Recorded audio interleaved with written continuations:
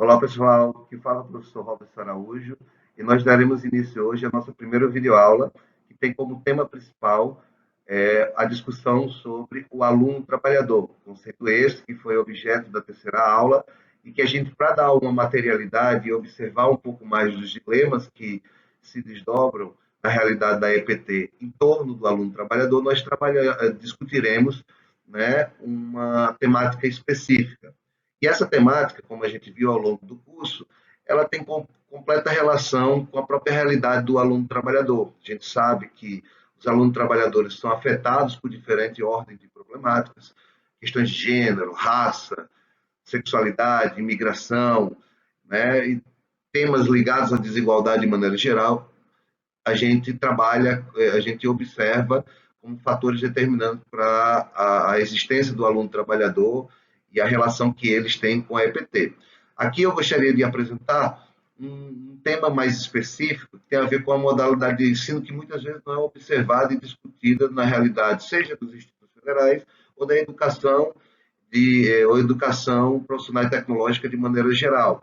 Estou falando aqui da educação de jovens e adultos, certo? E aí eu utilizarei minha própria experiência profissional no Instituto Federal, de maneira geral, e no Campo Floresta em específico, para pensar alguns dos dilemas, das questões que envolvem o público dos alunos trabalhadores e essa modalidade de ensino, o EJA, de maneira específica. Então, o roteiro da aula ela seguirá o seguinte roteiro.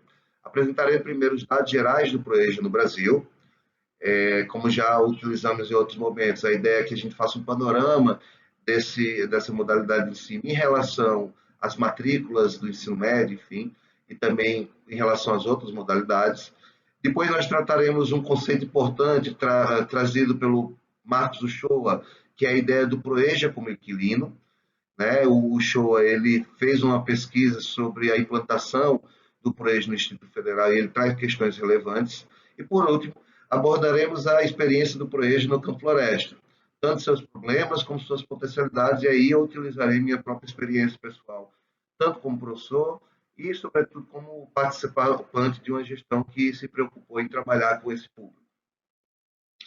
Inicialmente, é importante a gente observar que o ProEja, apesar da educação de jovens e adultos já ter uma certa experiência antiga no Brasil, mas o programa do ProEja, né, que se chama Programa Nacional de Integração de Educação Profissional, a educação básica na modalidade de educação de jovens e adultos, ProEja, foi criado pelo decreto número 5.840, de 13 de julho de 2006.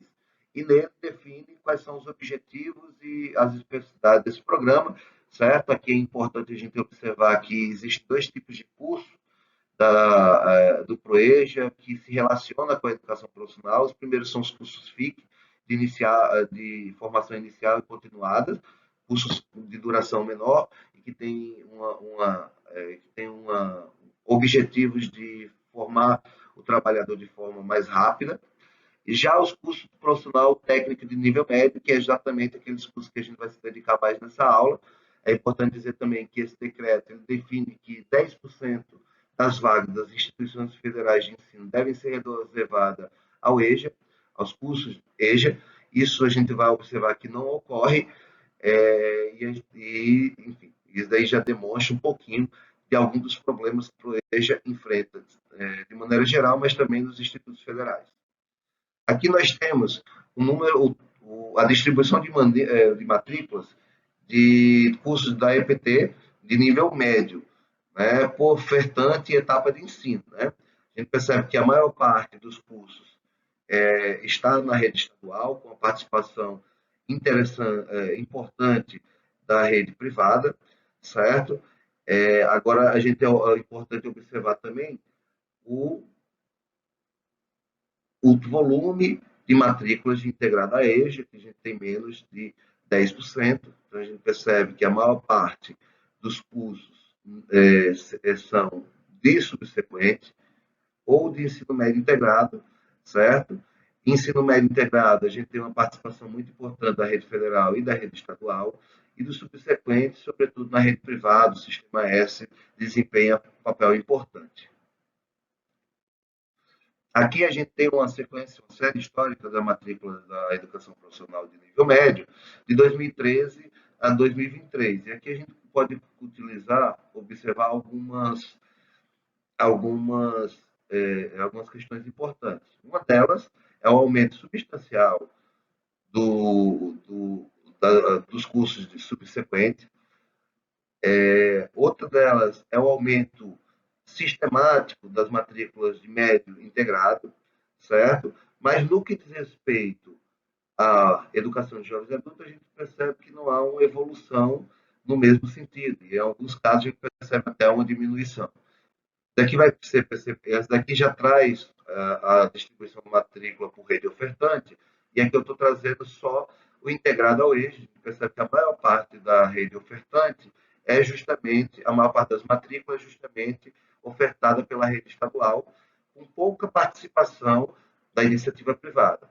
O que ocorre de maneira diferente, como já disse, nos cursos subsequentes, né, onde a rede privada tem a maior parte das vagas, né? E essa comparação é interessante porque o público é muito próximo do subsequente e da educação de jovens adultos, uma vez que já são pessoas, em geral, pessoas que já que são de maior, são jovens e adultos, estudantes e trabalhadores. Tá? Aqui é a série histórica, mas só observando a rede ofertante e o tipo de curso. Tá? Aqui a gente está só falando sobre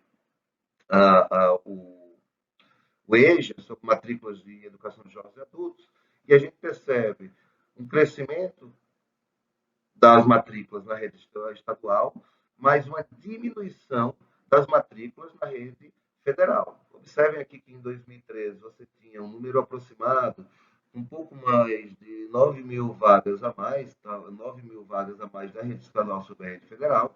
Já em 2023, esse número vai para casa dos 24 mil, certo? Então, isso mostra um pouquinho como o ensino médio integrado não é exatamente, acaba não sendo exatamente a prioridade das instituições, não apenas das instituições federais de ensino. Tá? Aqui nós vamos trabalhar para entender um pouquinho sobre os dilemas que o ProEG enfrenta nos institutos federais, com o texto do Marcos Uchoa.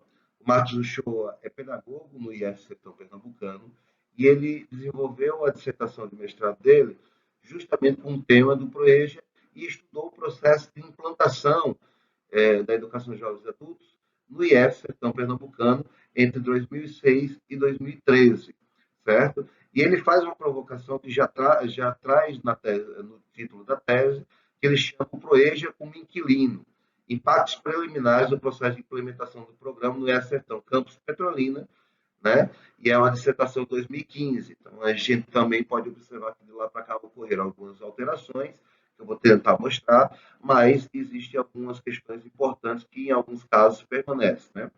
Ele traz aqui a discussão de Santos, que traz o seguinte: o ProEja traz trabalhadores concretos com demandas concretas. O show observa que, desde a implementação do ProEja no IF Sertão Pernambucano, o que houve foi a criação de certas tensões e incompreensões, né?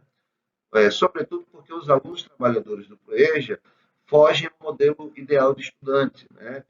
São, em geral, pessoas que tiveram que abandonar, não tiveram sua escolaridade completa, tiveram que abandonar ou evadir a escola.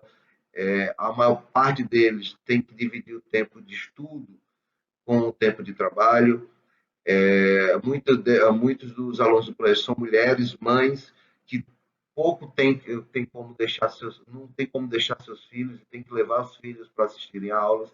Então, é um público que foge ao modelo ideal de aluno, e isso acaba causando tanto algumas tensões como algumas incompreensões por parte da instituição, de professores, técnicos, da gestão, que ainda tem que se adaptar para conseguir criar um clima organizacional minimamente razoável para recepcionar os alunos da educação de jovens e adultos. Né?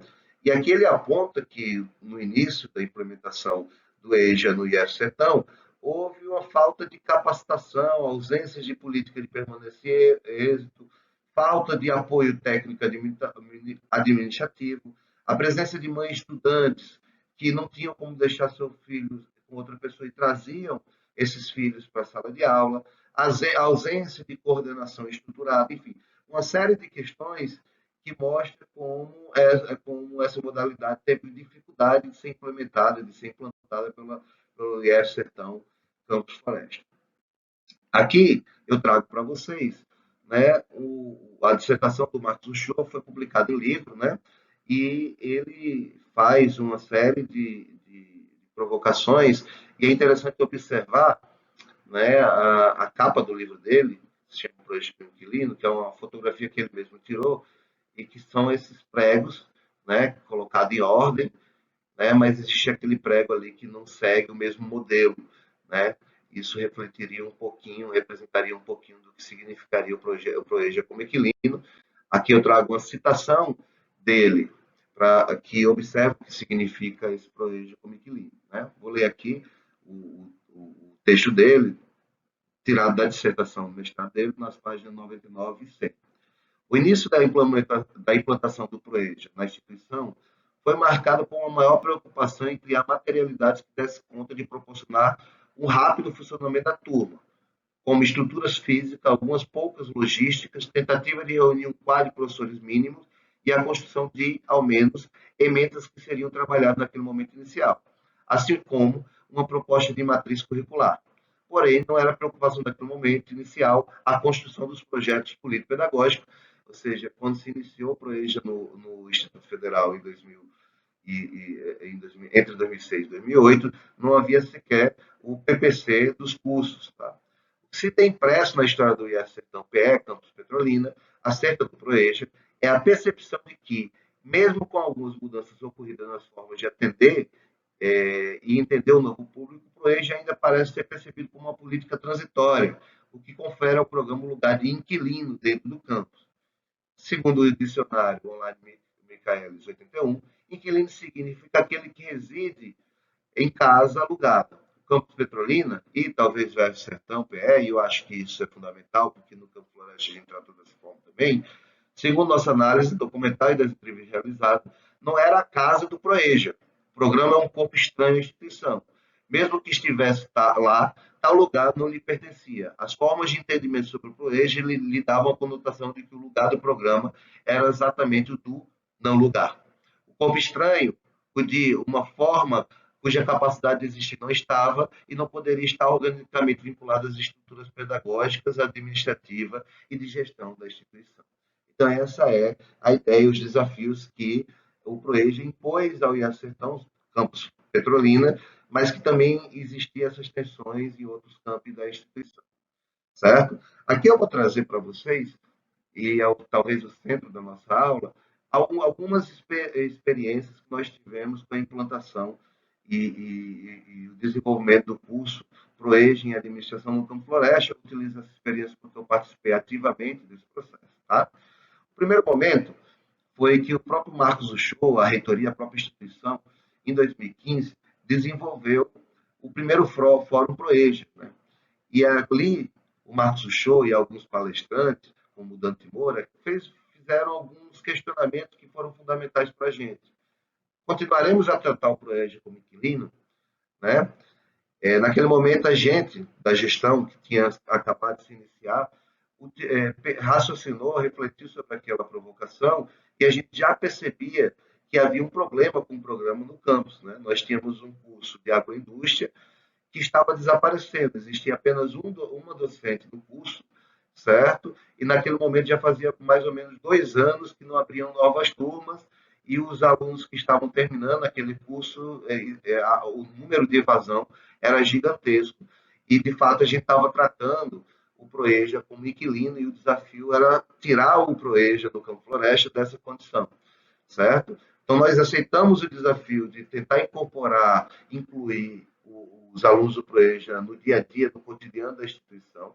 O primeiro passo foi fazer um estudo de viabilidade de quais são os cursos e áreas que poderia se demandar, a instituição poderia demandar, ofertar para esse nível de ensino, e em seguida a gente desenvolveu a construção do PPC. Né? A área escolhida foi a administração, certo? Porque atendiam a demanda antiga da sociedade civil, atendia ao mercado de trabalho da cidade, da região, que tinha um espaço crescente na área de logística e comércio, certo? Há uma presença, como é uma cidade pequena, são cidades pequenas, em Floresta, na região, o setor público é muito importante e o técnico administrativo também pode contribuir com o setor público. Né? Havia uma preocupação de, no curso, incorporarmos as práticas de corporativismo, associativismo e economia criativa, e também atendia a exigência de uma certa verticalização do ensino, uma vez que temos o curso de gestão, tecnologia da informação, e parte dos profissionais, sobretudo o pessoal da gestão, da administração, já trabalhava, isso facilitava, uma vez que a gente já tinha alguns professores da área e que contribuíam tanto com a construção do PPC, como com a implementação, como com o desenvolvimento do curso, certo? A construção do PPC, né, seguiu teve algumas preocupações e algumas estratégias. Né? A gente tinha um desafio pedagógico, né, curricular também, de integrar os conhecimentos técnicos e formação para a cidadania, e a gente desenvolveu duas estratégias importantes, né, a seguir eu mostro alguns exemplos para vocês. Divisão de turno do curso por unidades temáticas semestrais. Em cada um dos semestres, nós definimos uma temática que integraria as diferentes disciplinas daquele semestre e também organizamos as disciplinas para que elas pudessem ter mais coerência umas com as outras, e isso é importante, inclusive para o segundo ponto, que é o estabelecimento de projetos integradores transdisciplinares. Aqui é uma coisa importante, que existem duas formas de trabalhar, algumas formas de trabalhar com projetos integradores, inclusive como disciplinas, que no Instituto a gente tem diferentes, só que a gente preferiu trabalhar com a ideia de que todo semestre nós tivemos um projeto integrador que envolvesse as diferentes disciplinas, turmas, cursos, certo? E isso é importante e vai ser sobre os projetos integradores que eu vou mostrar algumas experiências exitosas. Na implantação do curso, nós também tivemos duas estratégias importantes. A primeira é no processo seletivo. Realizamos, na primeira turma, uma busca ativa. Fomos até associações, empresas, Senai, enfim, de todos os espaços que a gente pudesse encontrar o público, que é um dos grandes desafios da implantação do ProEja, é conseguir chegar ao aluno trabalhador que está fora da escola e muitas vezes não tem a informação dos cursos. E também abrimos uma coordenação de curso completamente comprometida com a integração curricular, uma coordenação de curso que desenvolvia, embora pareça ser algo comum, mas não é simples você ter a mobilização de pessoas que se empenham em desenvolver a integração curricular, e a coordenação de curso é fundamental para isso. Então, os projetos integradores, sem dúvida alguma, foram, entre as iniciativas de integração curricular, foi o mais importante, certo? A gente abriu o curso em 2018 e já em 2018.2 nós iniciamos isso. A ideia era fazer algum tipo de evento que fosse a culminância de um projeto que nós desenvolveríamos ao longo de todo o semestre. Em 2018 nós só tínhamos uma turma, eu particularmente participei e a gente fez a chamada primeira mostra integradora. Em 2019 iniciamos a Expo ADM, depois tivemos a pandemia, e na volta da pandemia fizemos a segunda ADM, duas gincanas e uma gincana de administração. A seguir eu mostro algumas fotografias. A mostra integradora foi interessante, que a gente fez uma mostra cultural, que a ideia era trazer temas da administração, sobretudo ligado à questão do consumo e do mercado de trabalho, através de produção de audiovisual. A gente dividiu a turma em diferentes grupos, e esses grupos fizeram, e cada professor, dois ou três professores, iniciaram o processo de auxiliar nessa produção de vídeo, e foi bem interessante o comprometimento da turma, a gente já percebeu o potencial ali, e também da relação dos professores com essa turma. Né? Aí agora a gente começou logo em seguida a primeira Expo ADM, a ideia era trazer exposições na área de administração e demonstrar ao público a potencialidade da área, da região. No retorno, também nós fizemos determinadas chicanas com alguma temática e algum impacto na sociedade. Nessa primeira gincana, nós fizemos um levantamento Nós trouxemos alimentação, fomos atrás de alimentação para ajudar uma instituição de caridade da região. Fizemos a primeira feira do empreendedor no Instituto Federal, e essa feira era grande, com estandes, trouxemos empreendedores de toda a região e trouxemos o público.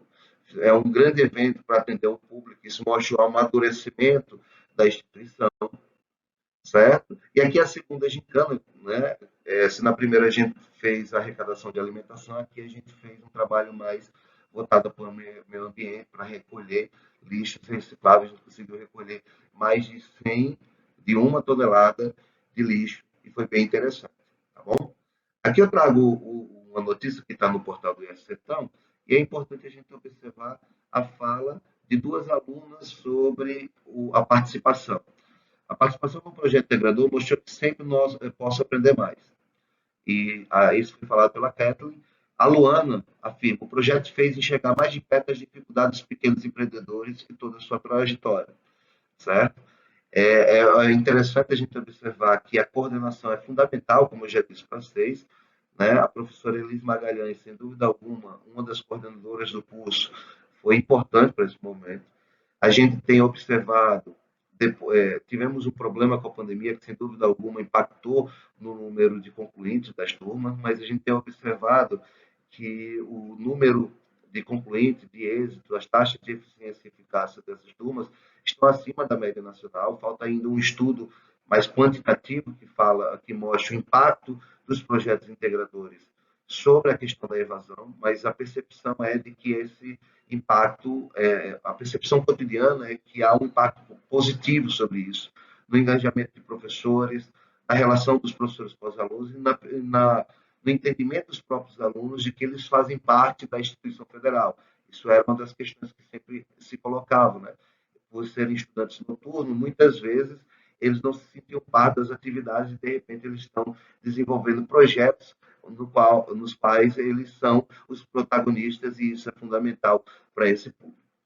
Aqui nós temos outros desafios de projeto. Um desafio nós temos, como já foi dito, são justamente os filhos das mães trabalhadoras que não tem com quem deixar as crianças, e um professor aqui da instituição mostrou que é possível desenvolver projetos com esse público, né? Ou seja, transformar o IF Sertão Campos Florais como espaço de aprendizado. O professor João Paulo fez um projeto de extensão chamado Cuenta Cuentos, que era um projeto de contação de histórias latino-americanas para as crianças, e isso está incentivando a discussão de outros projetos semelhantes, né, para que a gente possa utilizar esse espaço do IF Sertão como espaço de aprendizado. Então, pessoal, nós agora terminamos a aula. Eu gostaria que vocês observassem a importância de observar os alunos trabalhadores como sujeitos ativos do processo de ensino-aprendizagem. E os exemplos e questões que nós trouxemos aqui são justamente para exemplificar como é possível que a gente retire esses alunos da condição de inquilinos e coloque-os na condição de sujeitos do processo de ensino-aprendizagem, e isso é fundamental, tá bom? Então, eu dou por encerrada a aula aqui, espero que tenham gostado. Até breve.